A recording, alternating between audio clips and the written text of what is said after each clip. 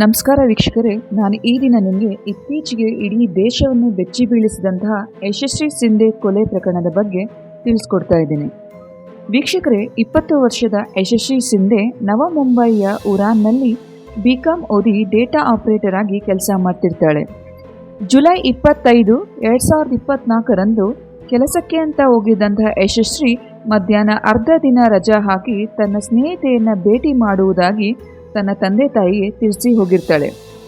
ರಾತ್ರಿಯಾದರೂ ಮನೆಗೆ ಮಗಳು ಬರೆದಿದ್ದಾಗ ಯಶಸ್ವಿಯ ತಂದೆ ಪೊಲೀಸ್ ಕಂಪ್ಲೇಂಟ್ ಕೊಡ್ತಾರೆ. ತನಿಖೆ ಕೈಗೊಂಡ ಪೊಲೀಸರು ಕೆಲವೇ ಗಂಟೆಗಳಲ್ಲಿ ಅಂದರೆ ಜುಲೈ 26ರ ಬೆಳಗಿನ ಜಾವ 2 ಗಂಟೆಗೆ ಒಬ್ಬ ಹೆಂಗಸು ಕರೆ ಮಾಡ್ತಾಳೆ. ಇಲ್ಲಿ ಜೂಯಿ ನಗರದ ರೈಲ್ವೆ ಸ್ಟೇಷನ್ ಪೊದೆಯಲ್ಲಿ ಒಂದು ಮಹಿಳೆಯ ಶವ ಬಿದ್ದಿರುವುದಾಗಿ ತಿಳಿಸ್ತಾಳೆ.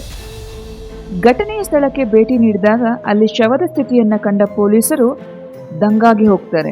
ಏಕೆಂದರೆ ದೇಹದ ಅನೇಕ ಕಡೆ ಗಾಯದ ಗುರುತುಗಳು, ದೇಹದ ತುಂಬ ಮತ್ತು ಖಾಸಗಿ ಭಾಗದಲ್ಲಿ ಚಾಕುವಿನಿಂದ ಚುಚ್ಚಲಾಗಿರುತ್ತೆ. ಮಹಿಳೆಯ ಮುಖವನ್ನು ಗುರುತೇ ಸಿಗದಷ್ಟು ವಿರೂಪಗೊಳಿಸಲಾಗಿರುತ್ತೆ.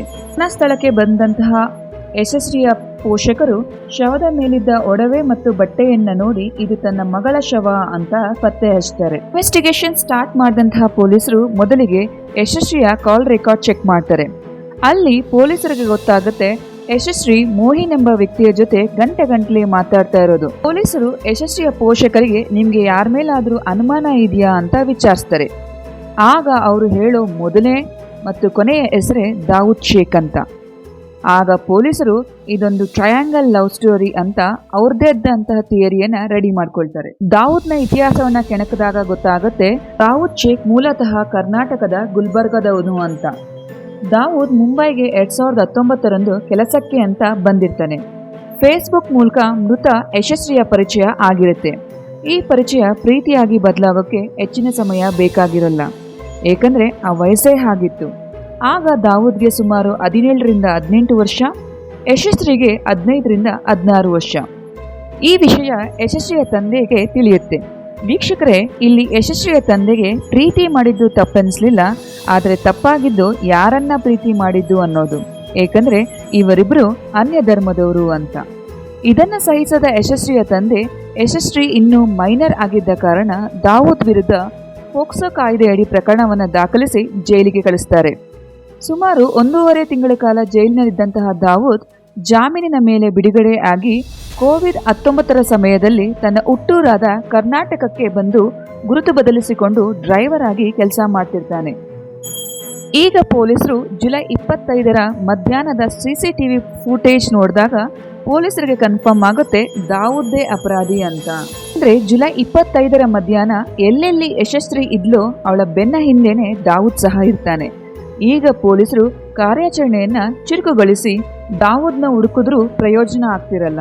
ಕೊನೆಗೆ ಪೊಲೀಸರು ದಾವೂದ್ನ ಫ್ರೆಂಡ್ಸು ಮತ್ತು ಸಂಬಂಧಿಕರ ಸಹಾಯದಿಂದ ಪತ್ತೆ ಹಚ್ತಾರೆ.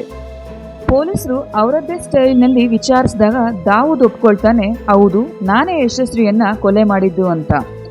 ಪೊಲೀಸರು ಕೊಲೆಗೆ ಕಾರಣವನ್ನ ಕೇಳಿದಾಗ ದಾವೂದ್ ಪೂರ್ತಿ ವಿಷಯವನ್ನ ಬಿಚ್ಚಿಡ್ತಾನೆ. 2019ರಲ್ಲಿ ದಾವೂದ್ ಜಾಮೀನಿನ ಮೇಲೆ ಬಿಡುಗಡೆಯಾಗಿ ಕರ್ನಾಟಕದಲ್ಲಿ ಗುರುತು ಬದಲಿಸಿಕೊಂಡು ಡ್ರೈವರ್ ಆಗಿ ಕೆಲಸ ಮಾಡ್ತಿರ್ತಾನೆ. ಜೈಲಿನಿಂದ ಬಂದ ಮೇಲೂ ಇವರಿಬ್ಬರ ಪ್ರೀತಿ ಫೋನ್ನಲ್ಲೇ ಮುಂದುವರಿಯುತ್ತಾ ಇರುತ್ತೆ. ಈ ಮಧ್ಯೆ ದಾವೂದ್ ಯಶಸ್ವಿಯನ್ನ ಮನೆ ಬಿಟ್ಟು ಬರುವಂತೆ ಬಲವಂತ ಮಾಡ್ತಾನೆ. ಇದರಿಂದ ಕೋಪಗೊಂಡ ಯಶಸ್ವಿ ದಾವೂದ್ನ ಕಾಲ್ನ ಬ್ಲಾಕ್ ಮಾಡಿಬಿಡ್ತಾಳೆ. ಆಗ ದಾವೂದ್ ತನ್ನ ಸಂಬಂಧಿಯಾದ ಮೋಯಿನ್ ಫೋನ್ನಿಂದ ಕಾಲ್ ಮಾಡ್ತಾನೆ. ವೀಕ್ಷಕರೇ, ನಾನು ಆಗಲೇ ನಿಮಗೆ ಟ್ರಯಾಂಗಲ್ ಲವ್ ಸ್ಟೋರಿ ಅಂತ ಪೊಲೀಸರು ಅಂದ್ಕೊಂಡಿದ್ರಲ್ಲ, ಆ ಮೋಯಿನ್ ಯಾರು ಅಂದರೆ ಇವನೇ. ನಂಬರ್ ದಾವೂದ್ ಯೂಸ್ ಮಾಡ್ತಿರ್ತಾನೆ. ಹೀಗೆ ತಿಂಗಳುಗಳೇ ಕಳೆಯುತ್ತಾ ಹೋಗುತ್ತೆ. ದಾವೂದ್ ಮತ್ತೆ ಯಶಸ್ವಿಗೆ ಕರ್ನಾಟಕಕ್ಕೆ ಬರುವಂತೆ ಬಲವಂತ ಮಾಡ್ತಿರ್ತಾನೆ.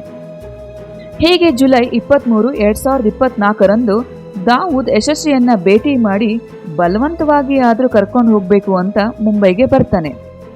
ಇವರಿಬ್ಬರು ಜುಲೈ 23ರಂದು ಮುಂಬೈನ ಜೂಹಿ ರೈಲ್ವೆ ಸ್ಟೇಷನ್ ಬಳಿ ಭೇಟಿಯಾಗ್ತಾರೆ. ಇಬ್ಬರು ಖುಷಿಯಿಂದ ಸಮಯ ಕಳೆಯುವಾಗ ದಾವೂದ್ ಮತ್ತೆ ಕರ್ನಾಟಕಕ್ಕೆ ಬಂದು ಬಿಡು ಅಂತ ಬಲವಂತ ಮಾಡ್ತಾನೆ. ಇದಕ್ಕೆ ಒಪ್ಪದ ಯಶಸ್ವಿ ಅಲ್ಲಿಂದ ತನ್ನ ಮನೆಗೆ ಹೊರಟೋಗ್ತಾಳೆ. ದಾವೂದ್ ಮತ್ತೆ ಯಶಸ್ವಿಗೆ ಕಾಲ್ ಮಾಡಿ ನಾಳೆ ಅಂದರೆ ಜುಲೈ 24ರಂದು ಮತ್ತೊಮ್ಮೆ ಭೇಟಿಯಾಗೋಣ ಅಂತ ಹೇಳ್ತಾನೆ. ಇದಕ್ಕೆ ಯಶಸ್ವಿ ಒಪ್ಪದೇ ಇದ್ದಾಗ ದಾವೂದ್ ತನ್ನ ಫೇಸ್ಬುಕ್ ಅಕೌಂಟ್ನಲ್ಲಿ ಇವರಿಬ್ಬರ ಒಂದು ಫೋಟೋವನ್ನು ಅಪ್ಲೋಡ್ ಮಾಡಿಬಿಡ್ತಾನೆ. ಇದರಿಂದ ಹೆದರಿದಂತ ಯಶಸ್ವಿ ಫೋಟೋವನ್ನ ಡಿಲೀಟ್ ಮಾಡುವಂತೆ ಬೇಡ್ಕೊಳ್ತಾಳೆ. ಆಗ ದಾವೂದ್ ನಾಳೆ ಭೇಟಿಯಾದ್ರೆ ಡಿಲೀಟ್ ಮಾಡುವುದಾಗಿ ತಿಳಿಸ್ತಾನೆ. ಇದರಿಂದ ಹೆದರಿದ ಯಶಸ್ವಿ ಮರುದಿನ ಅಂದ್ರೆ ಜುಲೈ 24ರಂದು ಮಧ್ಯಾಹ್ನ ಆಫೀಸ್ನಿಂದ ಅರ್ಧ ದಿನ ರಜೆ ಹಾಕಿ ಮತ್ತೆ ರೈಲ್ವೆ ಸ್ಟೇಷನ್ ಬಳಿ ಹೋಗ್ತಾಳೆ. ಮತ್ತೆ ದಾವೂದ್ ಯಶಸ್ವಿಗೆ ಕರ್ನಾಟಕಕ್ಕೆ ಬಂದು ಬಿಡುವಂತೆ ಬಲವಂತ ಮಾಡ್ತಾನೆ. ಎಷ್ಟೇ ಪ್ರಯತ್ನ ಪಟ್ಟರೂ ಯಶಸ್ವಿ ಒಪ್ಪದಿದ್ದಾಗ ಸಿಟ್ಟಿಗೆದ್ದ ದಾವೂದ್ ಮೊದಲೇ ಪ್ಲಾನ್ ಮಾಡಿ ತಂದಿದ್ದಂತಹ ಚಾಕುವಿನಿಂದ ಮನಸೋ ಇಚ್ಛೆ ಯಶಸ್ವಿಗೆ ಚುಚ್ಚಿಬಿಟ್ಟು ಯಶಸ್ವಿ ಸತ್ತಿದ್ದನ್ನು ಕನ್ಫರ್ಮ್ ಮಾಡ್ಕೊಂಡಂತಹ ದಾವೂದ್ ಅಲ್ಲೇ ಇದ್ದ ಒಂದು ಪೊದೆಯಲ್ಲಿ ಬಿಸಾಕಿ ತಲೆ ಮರೆಸ್ಕೊಂಡು ಓಡೋಗ್ತಾನೆ. ಇಲ್ಲಿ ಪೊಲೀಸರು ಯಶಸ್ವಿಯ ಪೋಷಕರಿಗೆ ಇವರಿಬ್ಬರ ಪ್ರೀತಿಯ ವಿಚಾರವನ್ನು ತಿಳಿಸಿದಾಗ ಯಶಸ್ವಿಯ ಪೋಷಕರು ಪ್ರೀತಿಯ ವಿಚಾರ ಸುಳ್ಳು, ಇದು ಲವ್ ಜಿಹಾದ್ ಪ್ರಯತ್ನ ಅಂತ ಹೇಳ್ತಾರೆ. ಇಲ್ಲಿ ವೀಕ್ಷಕರೇ, ಪ್ರಾರಂಭದಲ್ಲಿ ಯಶಸ್ವಿ ಸಹ ದಾವೂದ್ನನ್ನ ತುಂಬಾ ಪ್ರೀತಿಸ್ತಿರ್ತಾಳೆ. ಅದಕ್ಕೆ ಸಾಕ್ಷಿನೇ ಯಶಸ್ವಿಯ ದೇಹದ ಮೇಲಿರುವ ಒಂದಲ್ಲ ಎರಡು ದಾವೂದ್ ಎಂಬ ಟ್ಯಾಟೂಗಳು. ವೀಕ್ಷಕರೇ, ಪ್ರೀತಿ ಅನ್ನೋದು ಒಂದು ಸುಂದರ ಅನುಭವ. ಪ್ರೀತಿಯನ್ನ ಯಾವತ್ತೂ ಬಲವಂತದಿಂದ ಪಡೆಯೋಕೆ ಆಗಲ್ಲ.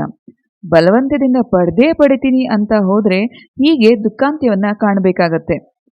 ಈ ಸ್ಟೋರಿ ನಿಮಗೆ ಹೇಗನ್ನಿಸ್ತು ಅಂತ ಕಮೆಂಟ್ ಮಾಡಿ, ಸಬ್ಸ್ಕ್ರೈಬ್ ಮಾಡಿ, ಶೇರ್ ಸಹ ಮಾಡಿ.